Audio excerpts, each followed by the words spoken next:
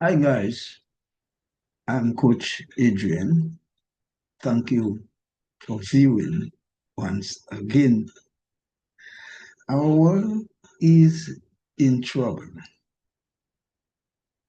It is widely believed, widely accepted, this conventional wisdom that the world that we live in is in trouble.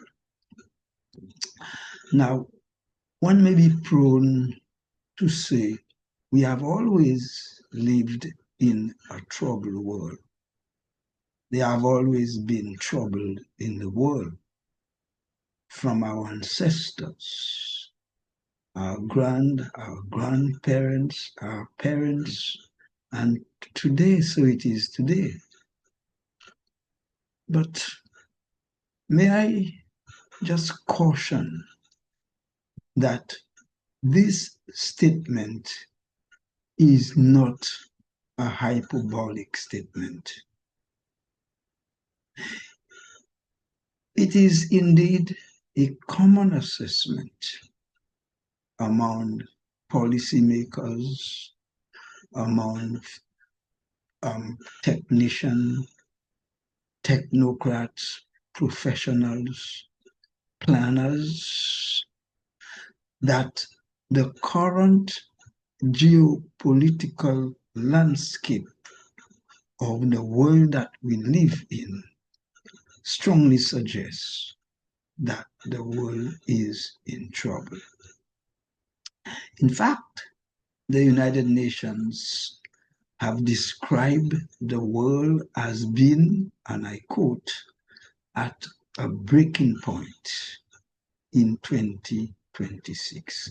At a breaking point in 2026, with tens of millions of people facing hunger, displacement, and violence.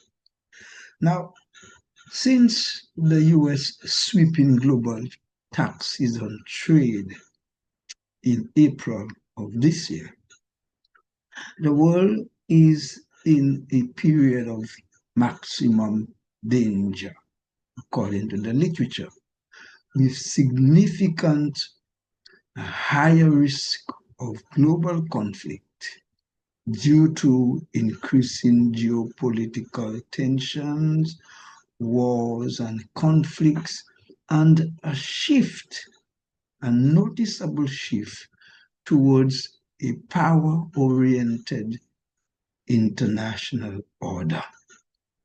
That is what the literature is saying. That is what the evidence is pointing to.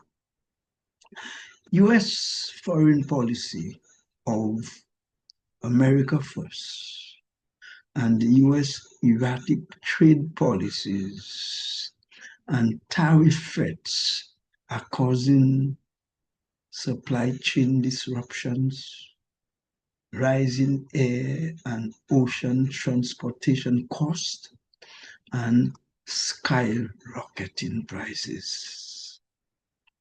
With food and essentials becoming out of the reach of millions, jobs disappearing daily, and artificial intelligence displacing workers at a faster rate than the world anticipated, triggering continuous layoffs, firings, and redundancies.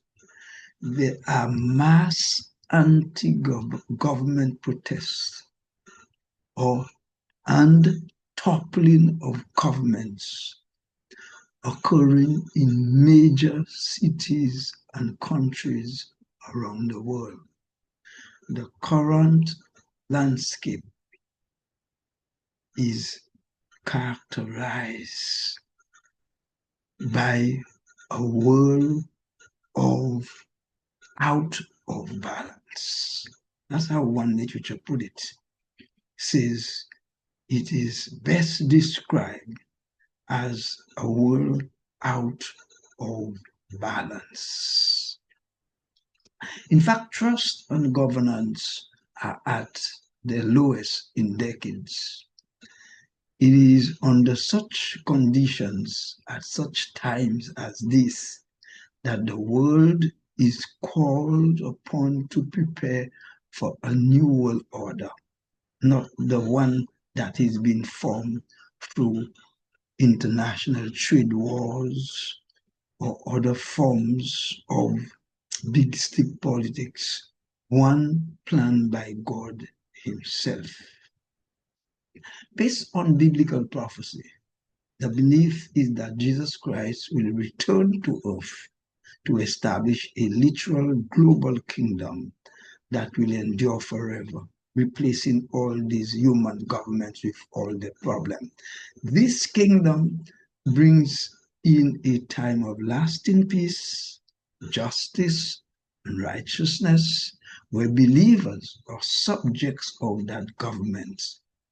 People who have accepted Jesus Christ as their personal Savior, Lord, and King will live forever under the rulership of Jesus Christ. There will be no more worries, no more wars, no more inflation, no more unemployment. And we always end our video by reminding ourselves of the two principles that help us make wise decisions. The first one is wrong, even if everyone is doing it. And right is right, even if no one is doing it. The other one is like it. Truth is truth, even if no one believes it. And a lie is a lie, even if everyone believes it. And we always finally end with a word to the wise.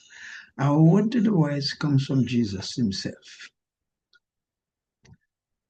Concerning the end of the world and the establishing of God's one world government that we just spoke about, Jesus said, and I quote, "Be ready and keep watch, because the Son of Man will return unexpectedly, that is, at an hour not anticipated."